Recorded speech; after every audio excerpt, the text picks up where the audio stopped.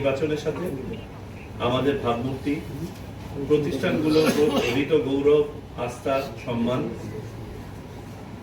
জাতি হিসাবে বিশ্ব দরবারে আমাদের অবস্থান, আমাদের বার্গেনিং ক্যাপাসিটি, আমাদের ব্যবসা বাণিজ্য, বিনিয়োগ, সর্বোপরি কর্মসংস্থান, সবকিছু এটার সাথে রিলেটেড। এই জন্য এই নির্বাচনের ব্যাপকতা অনেক বেশি।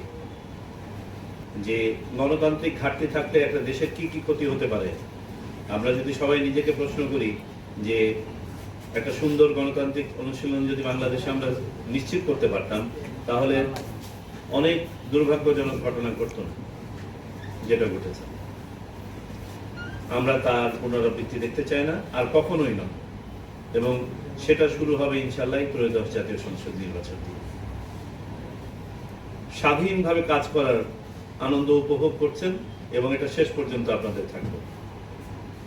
সরকারের পক্ষ থেকে, নির্বাচন কমিশনের পক্ষ থেকে, কোনো পক্ষ থেকে কোনো ধরনের চাপ, কোনো ধরনের প্রভাব, কোনো ধরনের একপেশে নির্দেশনা দেওয়া হবে না। স্বচ্ছতা, যা করবেন স্বচ্ছভাবে করবেন, সবার সামনে করবেন। এই যে আমি কথা বলছি, সাংবাদিক ভাইরা এখানে উপস্থিত আছেন, লেট দেম লিসেন। যেখানেই সম্ভব সবার উপস্থিতিতে কথা বলবেন, খোলামেলা কথা বলবেন। এখানে লুকানোর কিছু নেই। আমাদের যদি কোনো সীমাবদ্ধতা থাকে, এটা আমাদের জাতীয় সীমাবদ্ধতা, মেনে নিতে হবে।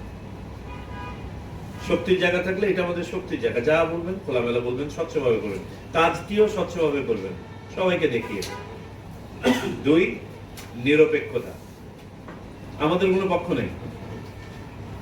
আমাদের একটি উদ্দেশ্য হচ্ছে সাধারণ মানুষ যেন নির্বিঘ্নে ভোট দিতে আসতে পারেন, ভোট দিতে পারেন, তার ভোট যেন অন্য কেউ না দিয়ে দেয়। যে ভোট দেওয়া হচ্ছে সেই ভোটই যেন গণনা হয়, যে ভোট গণনা হলো সেই অনুযায়ী যেন ফলাফল ডিক্লেয়ার হয়, আর যে ফলাফল ডিক্লেয়ার হয়েছে সেই অনুযায়ী যেন গেজেট হয়।